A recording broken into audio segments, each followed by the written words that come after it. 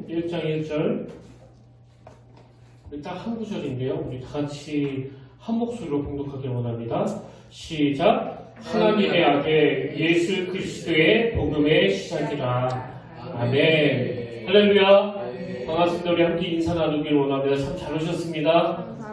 네, 오늘도 주님의 놀라운 은혜가 함께 있기를 진심으로 축복합니다. 이제 오늘부터 이 마가복음에 대해서 함께 살펴보려고 하는데요. 제가 이 마가복음에 대해서 살펴보고 공부를 시작한 게 거의 한 1년 정도 되는데, 특히나 그 작년 연말서부터 본격적으로 이 마가복음 설교를 준비하면서 제가 큰 은혜를 받았습니다. 그래서 이 큰 기대를 가지고 이 마가복음을 선포할 날을 기다렸는데요.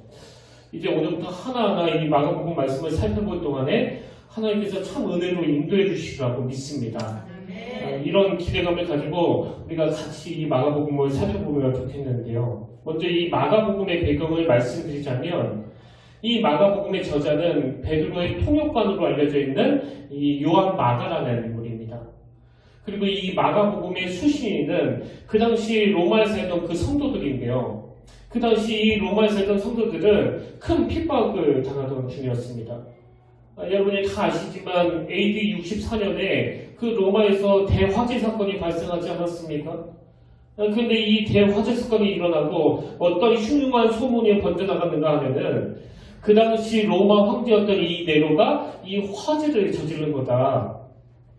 그런 흉흉한 소문이 계속 번져나가니까 그 당시 황제였던 네로가 이런 소문에서 벗어나기 위하여 이 화재의 책임을 기독교인들에게 뒤집어 씌우는 겁니다. 그리고는 엄청난 핍박을 가하는데요.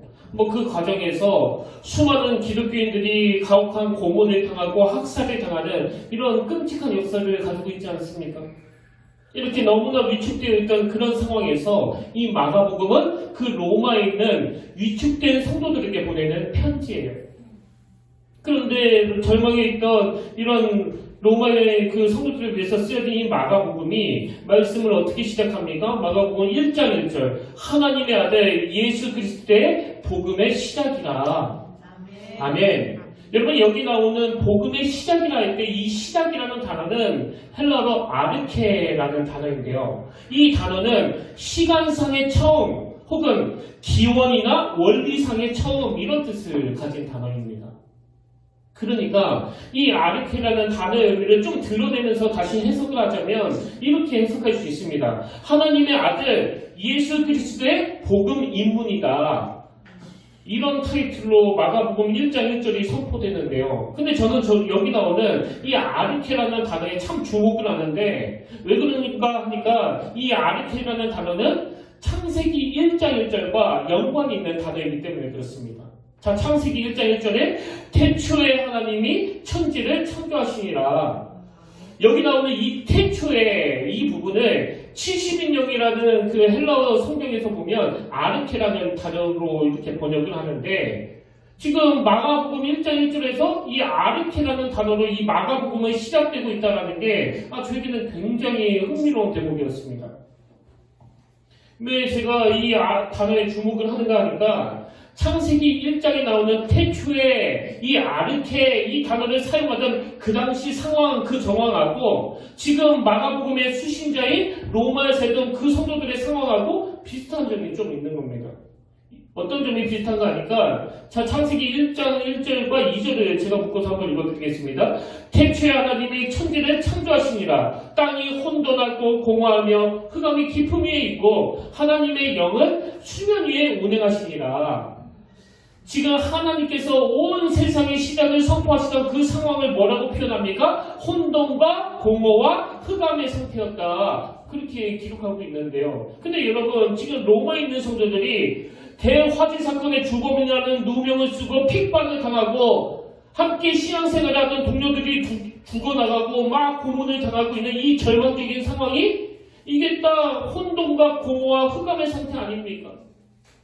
그러니까 요한 마가가 지금 이 마가복음을 기록하면서 1장 1절에서 이 복음을 선포하는데, 예수 그리스도의 복음의 시작이라고 하는 이 표현 속에 이 아르케라는 단어를 가지고 뭘 강조하는 거예요? 너무나 절망적인 그 수습이 되지 않는 그런 상황이지만 하나님께서는 그 천지를 창조하실 때 그 아르케의 복음, 다시 말해서 하나님께서 창조하실 때 혼돈과 공허와 흑암을 잠재주신 그 하나님의 능력으로 당신들의 고통을, 이 혼란을 그대로 방치하지 않으실 것이다. 당신들이 지금 대화재의 주범이라는 억울한 누명을 쓰고 지금 핍박을 당하는 그런 혼란한 상황이지만, 그래서 위축되어 있지만 절망하지 마라. 하나님은 반드시 이 상황을 회복시켜 주실 것이다. 이것이 바로 예수 그리스도의 복음의 시작이라는 이 선포의 의미라는 사실이에요. 제가 왜 마가복음 1장 1절을 포함해가지고 이 마가복음 전체를 선포할 오늘을 그렇게 오래 기다렸겠습니까? 왜냐하니까 지금 이 한국교회의 상태가 이 로마에서 위축되어 있던 그 성도들의 상황하고 거의 비슷한 상황이에요. 너무나 많은 교회가 지금 위축된 상황이거든요. 저는 그 지방이나 서울이나 그동안 사역하면서 알게 된 그 목사님들을 자주 만나고 교제를 하는데요. 제가 너무나 두려운 게 지금 많은 목사님들이 강단에서 너무 위축이 되어 있다는 겁니다. 뭐 젊은 목사님이건 좀 경험이 있는, 좀 관록이 있는 목사님이건 예외가 없습니다. 이 강단에서 너무 많이 위축되어 있는 거예요. 그럼 왜 그렇게 위축되어 있나 하니까 강단에서 무슨 말씀을 선포하든지 간에 그걸 하나님의 말씀으로 받지 않고 그걸 이념으로 받고 그것을 정치로 받는 사람들이 끊임없이 문제를 제기한다는 겁니다. 뭐 우리처럼 이렇게 작은 교회 같은 경우에는 상대적으로 그런 영향을 덜 받습니다. 근데 규모가 큰 교회일수록 뭐 이쪽이든 저쪽이든 예배 끝나자마자 바로 직격탄을 알리고 따지는 이런 일들이 일어나다 보니까 또 무슨 설교라는 것이 저 목사가 내 생각이랑 같은 방향으로 가나 두고 보자 이런 마음으로 앉아있는 것 같으니까 목사님들이 그렇게 위축된다는 거예요. 그래서 이렇게도 못하고 저렇게도 못하고 어정쩡하게 애멀모하게 그렇게 그냥 강단에서 설교할 수밖에 없다는 겁니다. 이게 참 가슴 아픈 현실 아닙니까? 그리고 이게 앞으로 점점 더 심해질 것 같은데, 그리고 시대적인 상황도 지금 뭐 얼마나 어두운 상황입니까? 전에도 말씀드렸지만 그 기생충이라는 우리나라 영화가 미국의 아카데미상 4개 부분을 휩쓰는 뭐 그야말로 이거는 천지가 개벽할 정도로 놀라운 소식이라고 하는데요. 제가 우연히 이 영화와 관련된 어느 기사를 봤더니 머릿기사에 이렇게 되어 있더라고요. 기생충의 어둡고 눅눅한 반지하 세계가 우리 문제였네. 빠져들다. 이게 되게 흥미롭더라고요. 그 기사를 보니까 이제 영국의 BBC 뉴스를 인용하는 대목이 나오는데요. 이런 내용입니다. 한국의 수도 서울엔 수천 명이 사는 반지하라는 곳이 있다. 그곳은 햇빛이 거의 들지 않고 비좁은 곳이다. 거리를 지나다니는 사람들이 방안을 훔쳐볼 수도 있고 여름에는 습기 더위와 싸워야 한다. 이 공간을 소재로 만들어 놀랍게 히트한 영화가 바로 봉준호 감독의 기생충이다. 이게 어떤 내용인가 하니까요. 뭐 영화 자체도 워낙 잘 만들었지만 소재가 전 세계 사람들이 관심을 갖는 이 소재가 그 한국의 반지하라고 하는 상징적인 소재를 가지고 만들었다는 이게 굉장히 기발하다는 겁니다. 이게 뭘 의미하는가 하니까요. 지금 전 세계적으로 뭐 빈부격차, 사회적인 양극화 현상 이런 것들이 이 전 세계적인 문제로 대두되고 있는데 바로 이 기생충이라는 영화가 반지하라는 소재를 가지고 그 문제를 건드렸기 때문에 많은 사람들이 뭐 국적을 불문하고 그 영화에 공감한다는 그런 얘기예요. 이게 뭘 말하는지 다 아시잖아요. 지금 가진 자는 점점 더 많은 부를 축적하고 있고 없는 자는 점점 더 살기 어려워지는. 그러니까 뭐 빈부격차나 이 양극화 문제가 지금 우리나라만의 문제가 아니라 전 세계적인 문제라는 거예요. 코로나 바이러스도 마찬가지 아닙니까? 아니 중국 우한이라고 하는 한 지역에서 발생된 이 코로나 바이러스가 어떻게 지금 이 전 세계를 이렇게 벌벌 떨게 할 수 있느냐는 겁니다. 이게 이런 일이 2000년 이전에는 단 한 번도 없던 이런 현상인데 이제는 막 모든 사람들이 다 마스크를 쓰고 그리고 뭐 저도 경험했지만 밖에서 콜록콜록 두 번만 하면 그 옆에 있던 사람들이 다 자리를 옮기더라고요. 다 두려운 거예요 지금. 특히 이게 중국에서 시작됐다고 그러니까 이제 외국에서는 유럽에서는 그 동양 사람이라고 그러면 그래서 지금 뉴스에서 열심히 이 아시아계를 향한 혐오 범죄가 계속 증가하고 있다고 하지 않습니까? 물론 지금 계속 이 백신이 공급되고 있으니까 이 코로나 바이러스도 곧 종식이 되겠지만요. 그러나 이게 없어진 게 무슨 대수입니까? 이제는 더 센 놈이 올 텐데요. 이렇게 전 세계가 흔들거리는 이런 두려움과 공포가 조성되는 이런 일들이 앞으로 계속 벌어지게 될 텐데요. 저는 이런 현상들을 보면서 여러분 지금 이 세계적인 혼란이 뭘 의미하는 거예요? 하나님께서는 혼돈과 공허와 흑암의 상태를 하나님의 창조질수로 바꿔주셨는데 이 인간의 범죄라는 게 뭡니까? 하나님과의 관계를 깨버리는 거예요. 하나님 필요 없다는 거예요. 내 힘으로 할 수 있다는 겁니다. 그렇게 마음에서 하나님을 다 몰아는 이 시대가 뭐 엄청나게 발전하는 것 같은데 그래서 뭐 AI가 어쩌고 무인 자동차가 어쩌고 컴퓨터가 어쩌고 지금 계속 뭐 엄청나게 발전하는 것 같은데 예전에는 듣지도 보지도 못했던 이런 공포와 두려움으로 밀려오는 이게 또 우리 시대 아닙니까? 제가 왜 마가복음 1장 1절의 선포를 그렇게 목말라 기다렸겠습니까? 하나님의 아들 예수 그리스도의 복음의 시작이라 하나님께서는 이 아르케라고 하는 이 단어를 통해서 다시 한번 이렇게 혼돈과 공허와 흑암 같은 이 혼란한 시대를 잠재울 수 있도록 예수 그리스도라는 이 복음을 주셨다는 거예요. 그분이 아르케의 복음, 재창조의 놀라운 역사를 계획하고 계신다. 이걸 선포해야 된다는 거거든요. 자, 여기서 중요한 질문이 하나 있는데요. 그럼 마가는 어떻게 이런 확신을 갖게 되었을까요? 아니 지금 로마에 있는 성도들이 겪고 있는 이 혼란을 잠재울 수 있는 그 유일한 대안이 바로 예수 그리스도의 복음이라는 사실을 이 마가는 어떻게 알게 되었을까요? 이게 오늘 다루고 싶은 굉장히 중요한 포인트 중에 하나예요. 사실 이 마가복음을 기록한 마가는요. 초대교회의 선교사역에 큰 오점을 남긴 사람입니다. 사도행전 13장 13절에 보니까 바울과 동행하는 사람들이 바보에서 배 타고 판발리아에 있는 퍼가에 이르니 요한은 그들에게서 떠나 예루살렘으로 돌아가고 여기 나오는 요한이 마가 요한인데요. 이 말씀의 배경이 어떻게 되는가 하니까 오래전 일이에요. 지금 이 마가복음을 쓴 마가가 바울과 바나바와 함께 이제 1차 전도여행을 떠난 겁니다. 근데 이 마가는 선도여행에서 그 어려움으로 견디지 못해가지고 여행 중에 중도 포기하고 예루살렘으로 되돌아가 버렸는데 여러분 이런 마가의 행동이 초대교회 선교사에게 큰 지장을 준 게요. 이후에 바울과 바나바가 2차 선교여행을 준비할 때 이 마가의 동행 문제로 큰 갈등을 일으키게 됩니다. 바나바는 이 마가를 용서하고 다시 데려가자고 주장을 하고 사도 바울은 안 된다. 절대 안 된다. 이 마가 요한은 데리고 갈 수 없다. 그래가지고 둘이 결별해버리잖아요. 이렇게 선교사역 역사에 엄청난 지장을 초래하게 한 인물이 바로 이 마가인데 보통 그 목사님들이 뭐 이 사건을 분석하면서 웃기려고 그러는지 잘 모르겠는데 사도 바울이 뭐 굉장히 깐깐한 사람이었다. 사도 바울이 속이 좁아서 그랬다. 이렇게 분석하는 경우들을 가끔씩 보는데 그건 옳은 얘기가 아닙니다. 이 당시로 사도 바울은요. 그냥 이렇게 누가 실수한 걸 가지고 갑자기 목을 치는 관계를 끊는 그런 신앙의 단계가 아니에요. 뭐 저 같은 이런 어리석은 사람도 그렇게 안 하는데. 그러니까 여기에서 지금 사도 바울이 뭐 꼬장꼬장하고 깐깐하다고 분석하면 안 되고요. 우리가 뭔지는 모르지만 마가는 결정적인, 치명적인, 회복하기 어려운 실수를 저질렀다는 거 우리가 알 수 있는 거 아닙니까? 그러니까 이 마가 입장에서는요. 실패한 인생이에요.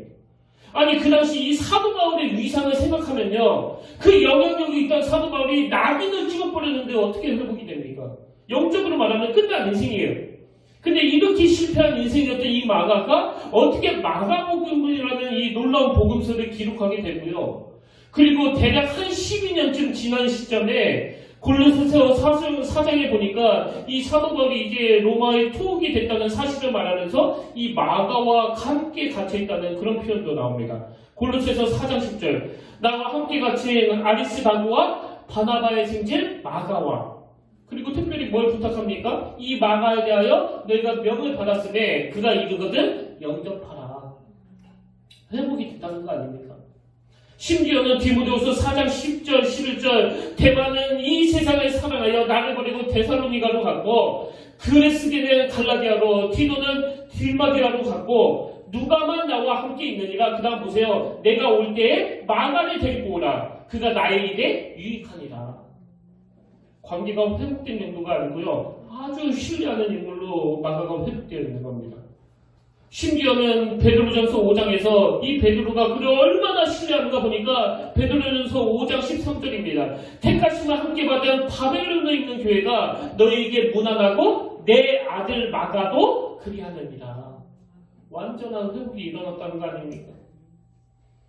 그래서 제가 이 마가의 변천을 쭉 묵상하면서 다시 질문으로 돌아갑니다. 아니 마가는 그 당시 로마에서 너무나 핍박 가운데 절망하고 있는 그 성도들에게 마가복음 1장 1절을 통해서 예수 그리스도의 복음이 대안이다. 예수 그리스도의 복음이 이 혼란의 잠재우는 하나님의 아르케가 된다. 이걸 어떻게 확신하게 됐냐고요? 자기가 경험한 거예요. 완전히 실패한 인생. 그렇게 종종에 맞지 않는 이 사도 바울로부터도 내침을 당할 수밖에 없는 절망적인 자기가 복음의 능력, 아르케의 능력을 경험하고 다시 회복이 되었기 때문에 지금 로마에서 절망하고 있는 그 성도들에게 이 마가복음을 쓰지 않으면 안 되는 거예요. 당신들도 절망하지 말라고. 절대 이렇게 끝나지 않는다고. 복음은 반드시 이 혼란을 잠재우는 아르케의 능력이 된다고. 그래서 창세기 1장 1절에서 하나님의 창조 과정에서 나왔던 이 중요한 단어 아르케라는 단어를 가지고 말씀을 시작하는 거 아닙니까? 마가복음 1장 1절이. 제가 왜 설교의 제목을 실패한 인생이 부르는 승리의 노래라고 정했는지 아시겠죠? 여러분 이렇게 저와 함께 이 마가복음을 함께 살펴볼 동안에 실패한 것 같은 인생, 계속 마음에 그 패배감이 자기를 억누르는 인생, 청지창조 이전처럼 그 혼란과 공허와 흑암의 상태 같은 그런 오리무중의 모든 인생들이 아르케의 복음인 예수 그리스도의 복음을 이론이 아니라 마가처럼 실패한 그 자리에서 완전히 회복시켜 주시는 하나님의 능력으로 이 복음을 경험하게 되기를 주님 이름으로 축원합니다. 저는 이런 복음을 접하면서 오늘 우리가 이 두 가지를 꿈꾸기를 원하는데요. 첫 번째로 꾸어야 하는 꿈이 뭐냐? 실패한 인생에게 이 복음은 아르케의 능력이라는 사실을 우리가 좀 경험하자는 겁니다.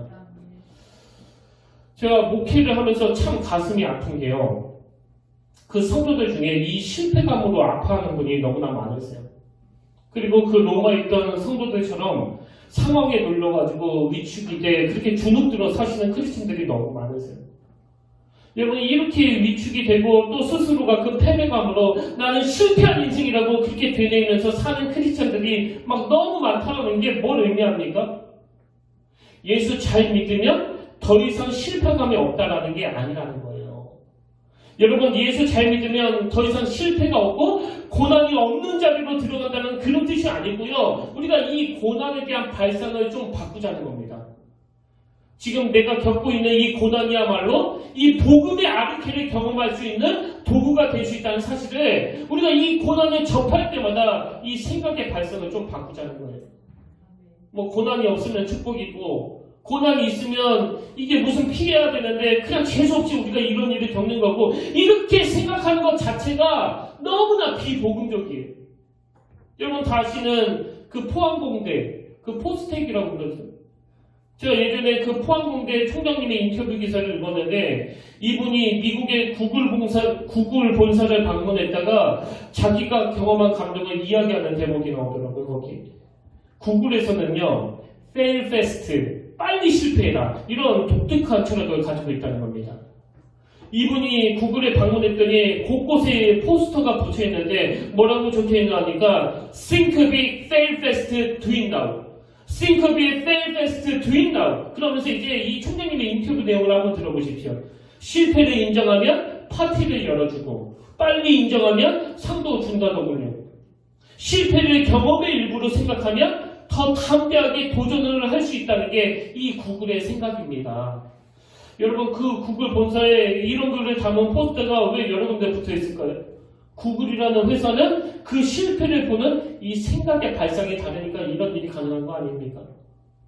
실패한 인생은 내쳐져야 되는 그런 인생이 아니에요. 이거 우리가 영적으로도 정복하자는 겁니다. 그래서 여러분 예수 잘 믿으면 더 이상 실패가 없다 이런 이상한 소리 듣지 말고요. 우리가 경험하는 이 실패야말로 복음의 아르케를 경험하는 재료로 쓸 수 있다. 그래서 저는 이런 글을 읽으면서 옛날에 우리 어른들이 부르던 그 찬양 하나가 불쑥 생각이 났는데요. 거친 세상에서 실패하거든 그 손 못 자국만 줘라. 무슨 뜻입니까? 거친 세상에서 우리가 겪을 수밖에 없는 그 실패가 못자국난 손으로 상징되는 주님의 복음을 의지하는 도구로 만들어야 된다는 그 얘기 아닙니까?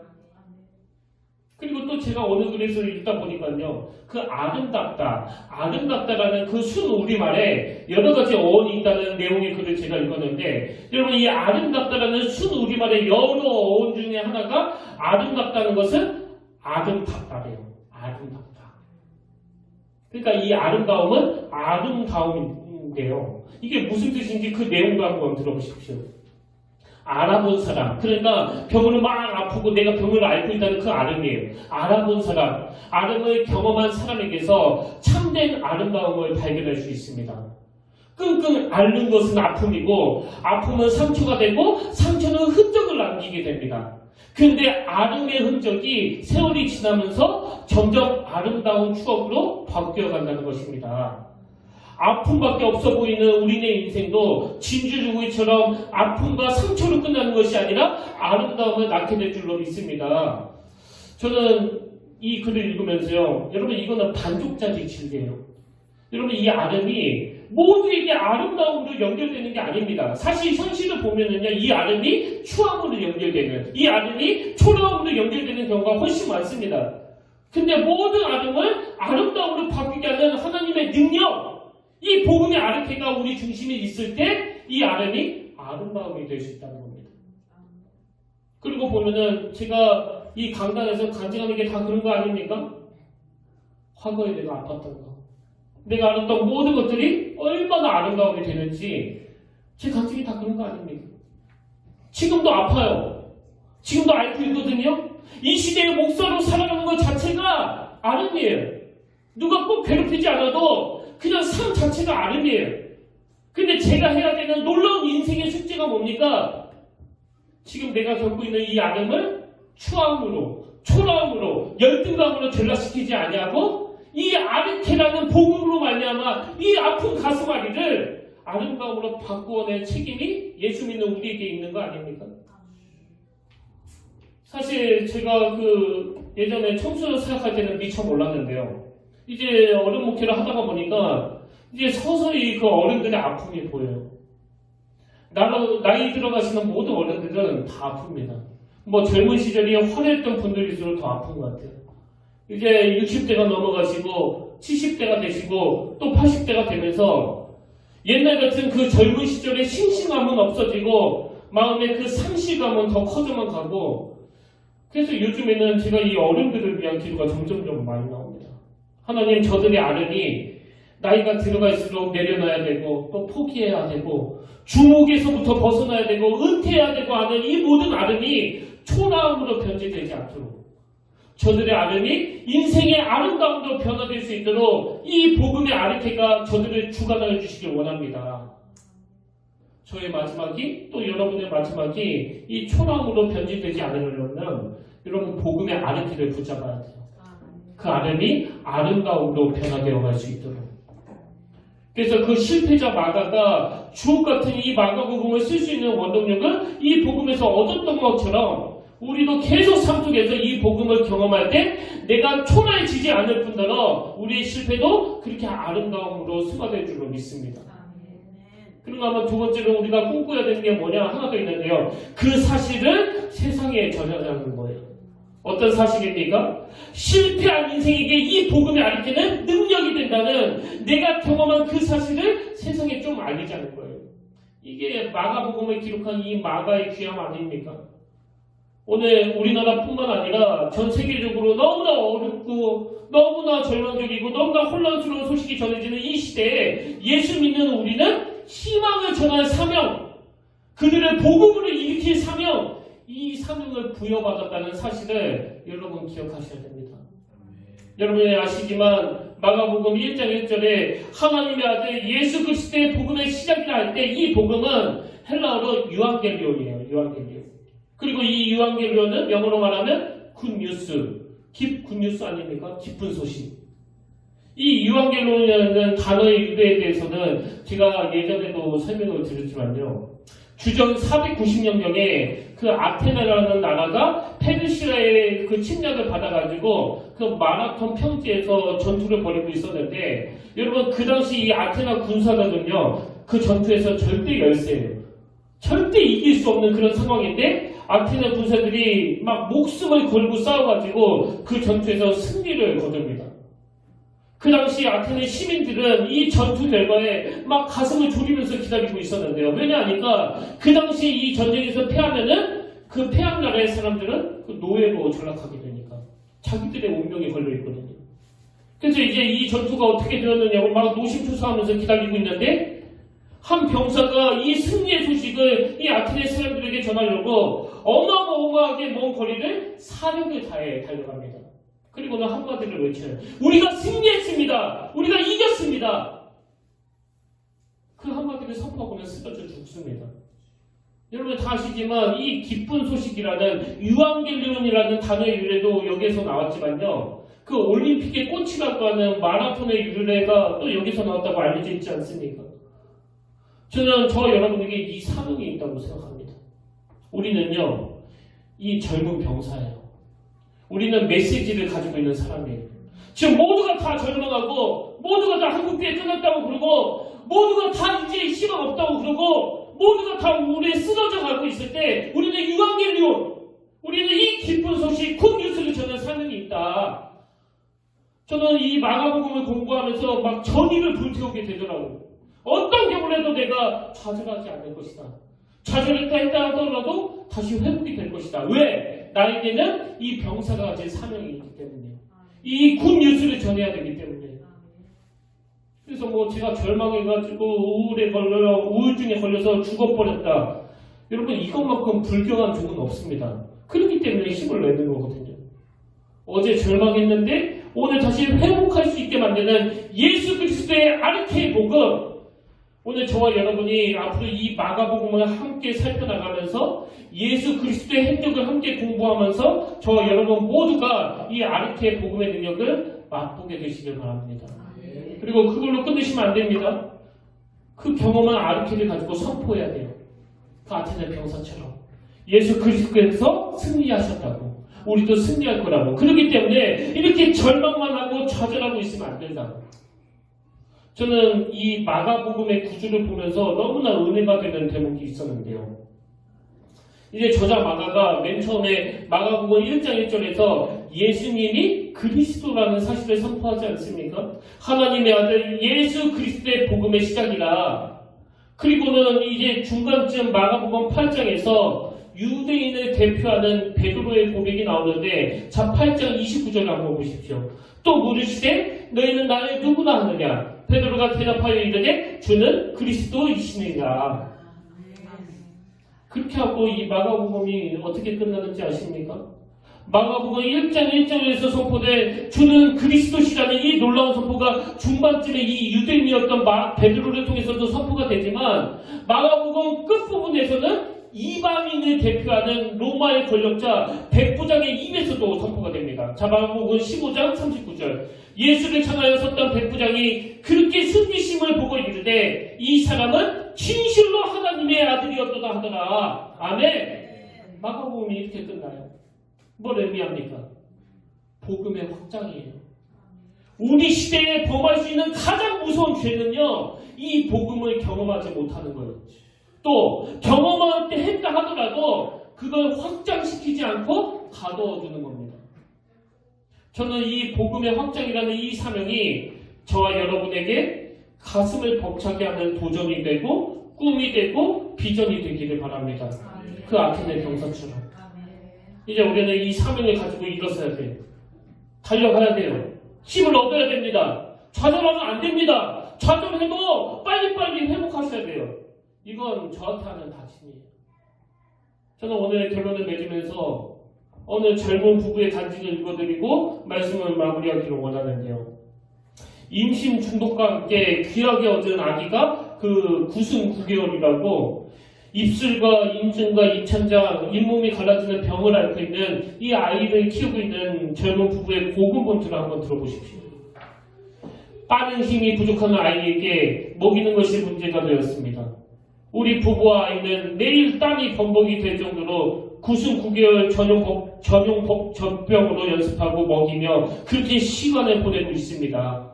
그 과정에서 끊임없이 찾아오는 낙심, 끊임없이 찾아오는 마음의 좌절, 그 우울한 것들과 싸우는 과정에서 너무 많이 지치고 너무 힘들지만 그 다음 내용을 들어보세요.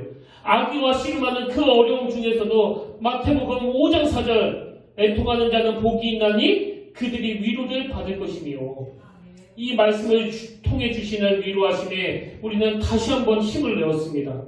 모든 상황이 막히고 아무것도 보이지 않고 더 이상 우리가 할 수 있는 것이 아무것도 없을 때, 눈물만 흘리고 있는 그때에 오직 하나님만 보게 하셨다는 것을 알게 되었습니다. 여러분, 오늘 이런 좌절을 맛보고 계신 분이 이 젊은 부부뿐입니까? 우리는 이 젊은 부부처럼 이 아리키의 복음을 경험해야 되지만 그 삶의 현장에서 고군분투하는 주변 사람들에게 다가가 복음으로 그를 응원하고 복음으로 그를 치료하고 말씀으로 하나님의 아리케, 그 복음의 능력이 오늘도 살아 역사하신다는 사실을 선포하고 주님의 마음을 전달해야 될 사명이 바로 우리에게 있는 줄로 믿습니다. 이제 함께 이 마가복음을 공부하게 될 텐데요. 공부하는 내내 다시 힘을 얻어 달려나가는 이 놀라운 역사가 이 아리케의 복음인 끊임없이 일어나게 되기를 주님의 이름으로 축복합니다. 그래서 우리가 아까 전에 불렀던 그 찬양을 우리가 함께 선포하기 원하는데요. 이 땅 위에 하나님의 교회, 부르심을 따라 일어나 거치는 광야 외치는 소리로 거듭거듭 피어나라. 우리 힘으로 할 수 없기에 그 다음 가사가 이렇습니다. 성령이여 이 세대를 향해 주의 진리를 선포케 하소서. 십자가에서 죽으신 그 사랑, 우리 사랑 되게 하소서. 여러분, 전의를 불태우며 하나님 이 마가복음이 이 강단에서 선포되는 그 긴 시간 동안에 완전한 회복이 우리 심령 안에 일어나길 원합니다. 완전한 회복이 우리 가정 안에 일어나길 바랍니다. 아니요, 일어날 줄로 믿습니다. 우리 이 확신을 가지고 우리 힘을 얻어 함께 이 찬양 불러보길 원합니다.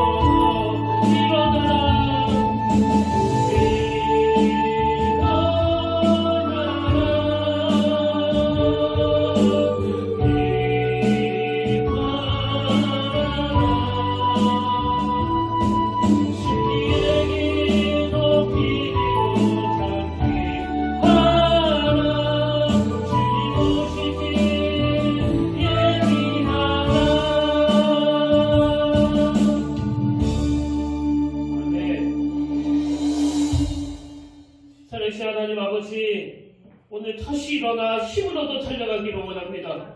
하나님 실패한 인생이 부르는 그 승리의 노래를 우리 입술에도 허락해 주시기 원합니다. 우리는 실패한 마가 같은 인생입니다. 애를 쓰지만 아버지 이 실패 절에 빠질 수밖에 없었습니다. 근데 하나님 우리의 실패를 재료로 하여 복음의 아르케를 사모하는 도구가 되게 하여 주시니 감사합니다. 오늘 다시 한번 은혜의 자리로 나아가기 원하오니 오늘 초라한 자리에서 다시 일어서기를 원하오니 아버지 위축된 교회들마다 무기력한 자리에 빠져있는 교회들마다 다시 힘을 내어 일어나게 하시고 마가처럼 실패하고 이제 더 이상 회복이 어렵다고 생각하던 그 자리를 떨치고 일어나 그 비참한 실패의 기억이 오히려 자기가 경험한 이 복음의 아르케를 말미암아 회복이 시키는 그 재료가 되게 하여 주시옵소서. 그 아테네 병사와 같이 승리의 노래를 전달해야 될 그 사명을 우리 평택교회 모든 성도들이 다 감당하게 하여 주시옵소서. 이제 우리가 이 마가복음을 함께 살펴볼 동안에 복음이 나를 회복시키며 나를 살려준다는 그 굳건한 확신을 가지고 소망을 가지고 우리가 주님께로 달려갈 수 있도록 은혜를 내려 주시옵소서. 그 은혜의 자리로 반드시 저와 우리 모든 성도들을 견인하여 주실 줄 믿사오며 이 모든 말씀 거룩 것이 예수의 이름으로 간절히 기도드립니다. 아멘. 이제 우리 다 자리에서 일어나셔서 이 찬양으로 마무리하길 원하는데요. 그들은 모두 주가 필요해. 여러분 제가 아까 우리에게는 모두 이 사명이 있다고 하지 않았습니까? 아테네 병사처럼 희망을 전할 사명, 그들을 복음으로 일으킬 사명. 우리 이 사명을 하나님 앞에 간절히 구하면서 우리 가사를 생각하시면서 이 찬양을 함께 불러보기를 원합니다.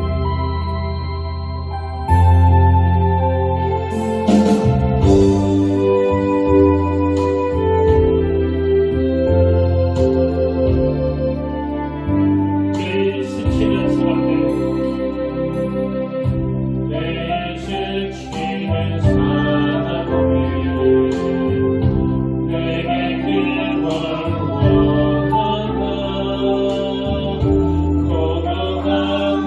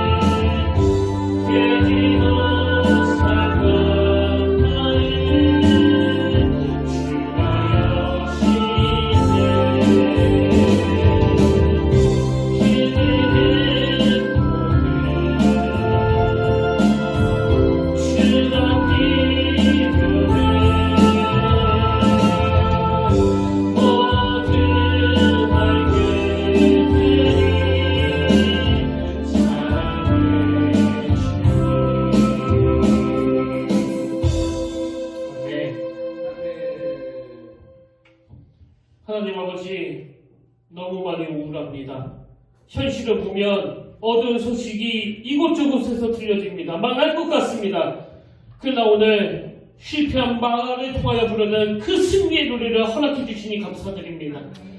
아버지, 이 혼란이 많은 이 시대에서 우리가 나를 의지하는 것이 아니라 오늘도 내 안에서 일하시는 새로운 생명을 창조해 주시는 그 복음을 의지하며 그 복음의 능력을 믿고 일어서기를 원합니다. 삶의 형편 때문에 혹은 나이 들어감의 문제로 아버지 내 삶이 점점 초라해지지 않기를 원합니다. 우리의 아름이 너무나 향기로운 인생으로 바꾸어 주시는 하나님의 능력을 경험하는 도구가 되게 하여 주시옵소서.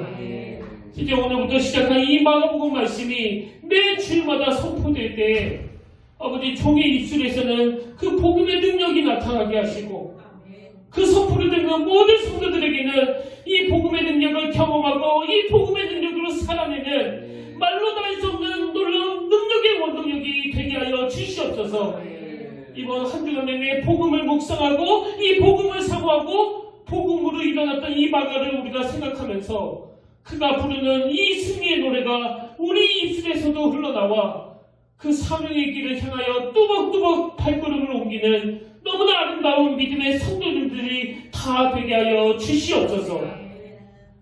이제는 우리 주 예수 그리스도의 은혜와 하나님 아버지의 탐없는 사랑과 성령님의 감동, 감화, 위로, 교통, 충만하심의 역사가 이 저자 마가와 같이 복음은 어려움 중에 있는 성도들에게 아르케의 능력이라는 걸 이론 말고 실질적인 내 삶 속에서 경험하는, 그리고 좌절에 있는 그 사람들에게 다가가 내가 경험한 그 아르케의 복음을 전하기로 다짐하며 예배드리는 모든 주의 자녀들 머리 위에 지금부터 영원토록 함께 계시기를 간절히 축원하옵나이다.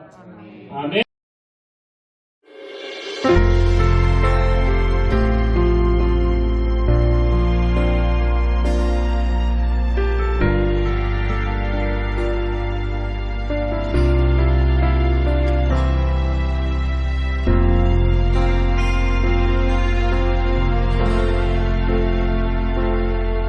지금 서 있는 이곳에서 높임을 받으소서. 내가 받는 땅 주님의 땅